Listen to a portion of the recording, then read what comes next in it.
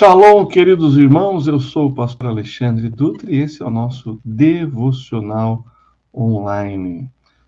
Sempre de segunda a sexta-feira, fora os feriados, a partir das 8 horas da manhã, nós temos um encontro marcado para meditar nas Sagradas Escrituras, e isso através do canal do Templo Batista de Indianópolis. Se você ainda não é inscrito, inscreva-se.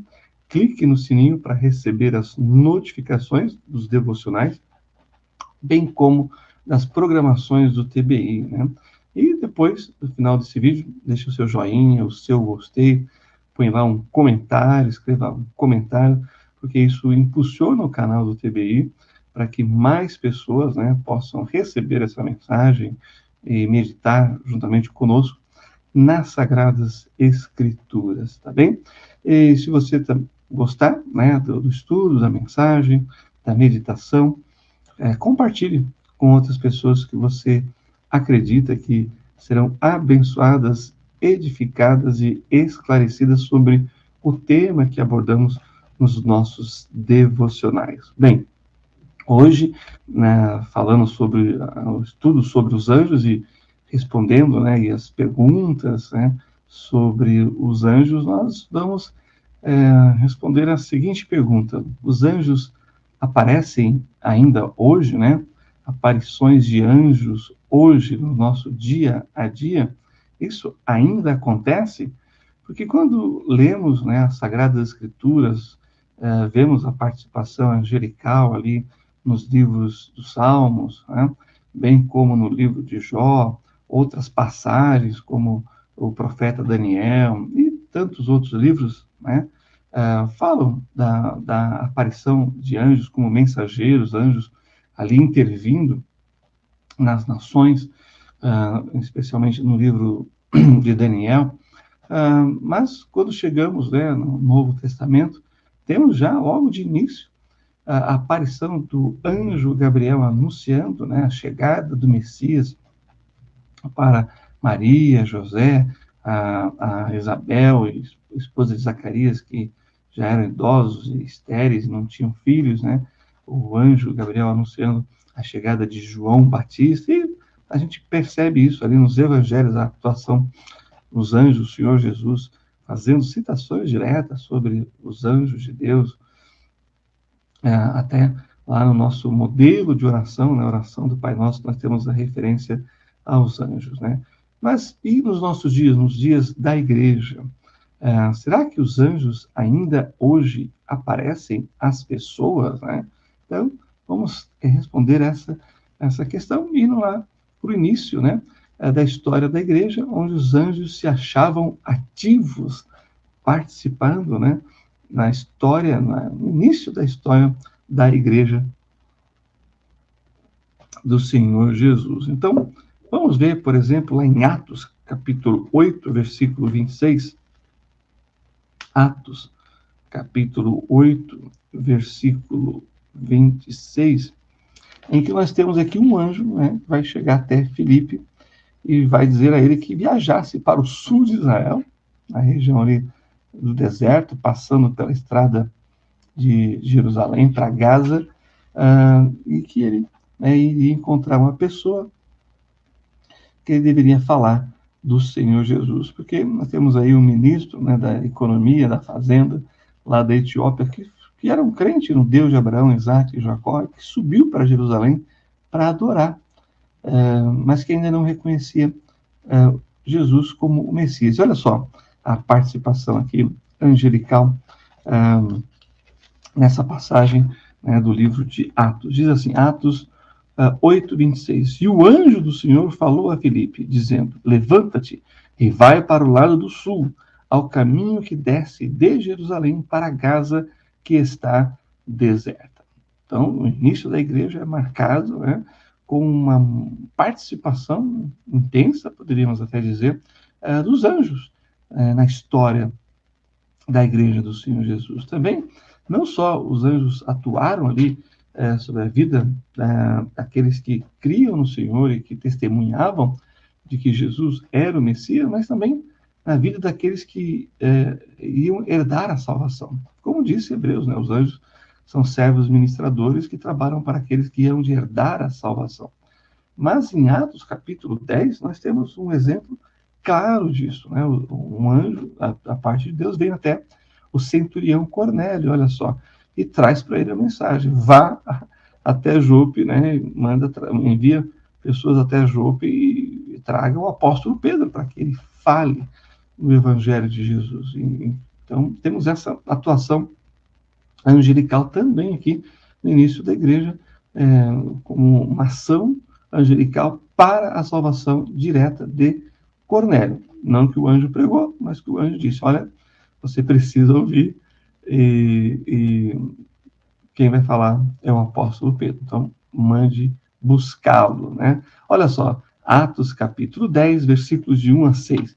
E havia em Cesareia um homem por nome Cornélio, centurião da corte chamada italiana, piedoso e temente a Deus, com toda a sua casa, o qual fazia muitas esmolas ao povo e de contínuo orava a Deus. Este, quase à hora nona do dia, viu claramente numa visão um anjo de Deus que se dirigia para ele e dizia-lhe: Cornélio, o qual, fixando os olhos nele e mudo, atemorizado, disse: que é, Senhor? E disse-lhe: as tuas orações e as tuas esmolas têm subido para memória diante de Deus. Agora, pois, envia homens a Jope e manda chamar a Simão, que tem por sobrenome Pedro. Este está hospedado com um certo Simão, curtidor, que tem a sua casa junto do mar. Ele te dirá o que deves fazer. O que nós temos aqui? Uma ação angelical sobre a vida daquele que será o primeiro gentio na terra de Israel, que vai reconhecer Jesus como Messias. Os outros gentios já criam no Deus de Abraão, Isaac e Jacó. Mas Cornélio é um homem temente, ele está sendo influenciado, por estar em Israel sobre o Deus, de Abraão, o Deus de Israel, e vai ter um contato direto com um dos apóstolos do Senhor Jesus. E essa história é maravilhosa, um anjo, a parte de Deus, agindo, trabalhando, no início da igreja para conduzir, a salvação a um gentio através, dessa visão angelical com Cornélio. Pedro também exortou, a que se erguesse para sair da prisão. Aliás, um anjo, vamos dar o contexto, acho que é melhor aqui. Pedro está preso, e um anjo de Deus vem e livra-o da cadeia. É realmente uma intervenção angelical, não só como mensageiro, mas agora agindo no início da igreja para libertar um dos apóstolos da prisão. Claro, uma prisão ilegal, uma prisão arbitrária. Então, nós temos essa ação angelical também, essa libertação aí do apóstolo Pedro, que também ficou extasiado, bem como a mocinha, que estava na porta, a porta quando Pedro chega na casa onde os outros apóstolos estavam orando pela sua libertação. É muito interessante essa história. Está lá em Atos também, capítulo 12,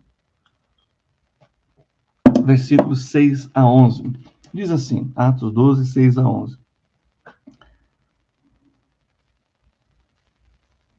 E quando Herodes estava para o fazer comparecer, nessa mesma noite estava Pedro dormindo entre dois soldados, ligado com duas cadeias, e os guardas diante da porta guardavam a prisão. E eis que sobreveio o anjo do Senhor e resplandeceu uma luz na prisão, e tocando a Pedro no lado, o despertou, dizendo: levanta-te depressa.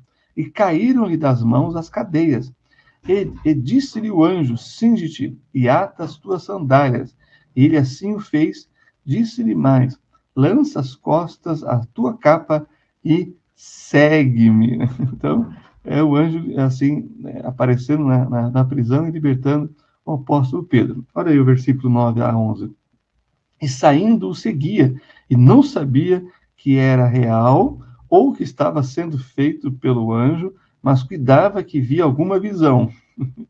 realmente, né, você ser acordado por um anjo e liberto das cadeias, da prisão, e ninguém mais acorda junto com você, é para se pensar o que realmente está acontecendo. Será um sonho ou realidade? O versículo 10. E quando passaram a primeira e segunda guardas, chegaram à porta de ferro, que dá para a cidade, a qual se lhe abriu por si mesma. E tendo saído, percorreram uma rua, e logo o anjo se apartou dele. E Pedro, tornando em si, disse: Agora sei verdadeiramente que o Senhor enviou o seu anjo e me livrou da mão de Herodes e de tudo o que o povo dos judeus esperava, né? Que era a sua morte, né? Condenação e morte. Então, perceba os anjos agindo com poder, né? Para libertar aqueles que estão pregando a palavra do Senhor, anunciando o evangelho, a chegada do Messias, né? Então, essa ação angelical no período da igreja mostra aí, né, algo muito curioso que às vezes nós não percebemos, que é essa ação angelical no início, no ministério dos apóstolos, no início da igreja, que se dilui, né, na história inicial aqui no livro de Atos, que conta justamente o começo, a história, o crescimento, o desenvolvimento da igreja, como ela se espalhou, né, pelo mundo todo, a igreja do Senhor Jesus. Veja bem, um anjo também prometeu ao apóstolo Paulo que ninguém no navio onde ele estava iria perecer, porque a tempestade era muito forte, o navio realmente, né, estava ali sendo grandemente afetado e não resistiria, mas aparece um anjo e diz: olha, nós vamos cuidar dessa situação. O navio vai se perder, mas nenhuma alma, né, vai se perder. Olha só, Atos capítulo 27, versículos 23 e 24. Porque esta mesma noite o anjo de Deus, de quem eu sou, a quem sirvo, esteve comigo, dizendo: Paulo, não temas, importa que sejas apresentado a César, e eis que Deus te deu todos quantos navegam contigo. Então, percebam, né, claramente mais uma intervenção aqui angelical de preservação da integridade, né, física, tanto do apóstolo Paulo quanto das pessoas que estavam no mesmo navio indo para Roma, porque Paulo, né, seria julgado, preso, né, em Roma e depois seria liberado, mas teria ali uma audiência com César, falaria na casa de César sobre Jesus como Messias prometido a Israel e o Salvador do mundo.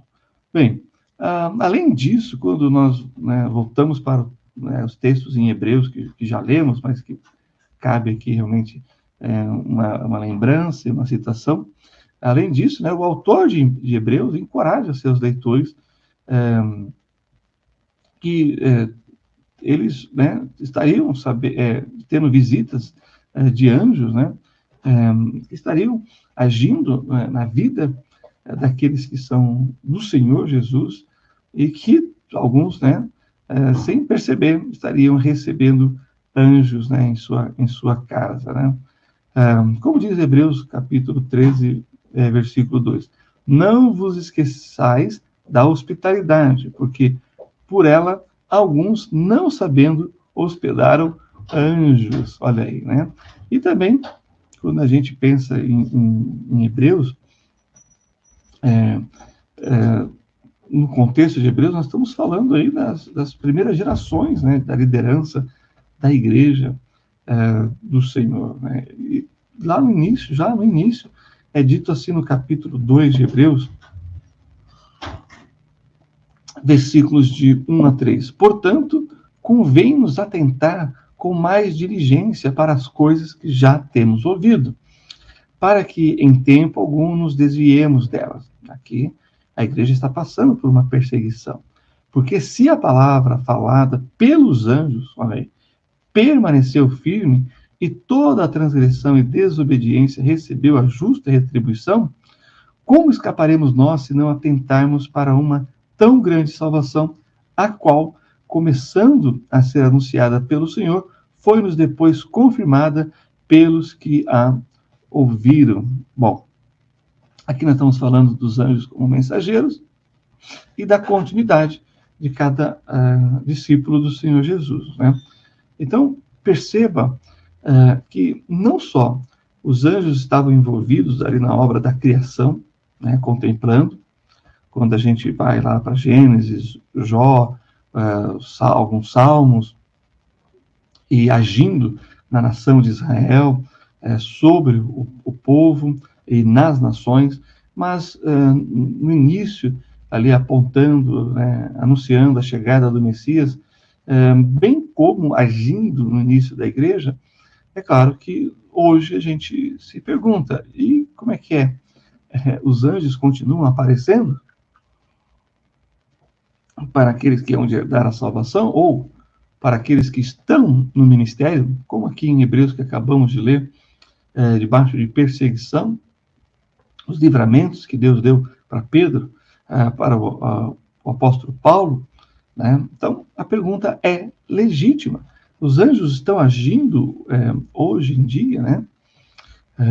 O anjo do Senhor acampa-se ao redor daqueles que o temem, diz o salmista. Então, isso é para hoje? Bem, o que nós precisamos entender, e assim, depois de explanar essas aparições angelicais no início da igreja, é que nós estamos na continuidade da história da igreja, a mesma história do livro de Atos, né? Em cada lugar, cada bairro, cidade, vila, país onde tem uma igreja do Senhor Jesus, temos ali a ação de Deus, inclusive a ação de anjos. Mas, como vimos aqui, aos apóstolos, né, alguns deles, foi dado saber que era uma ação angelical, mas a maioria das pessoas não.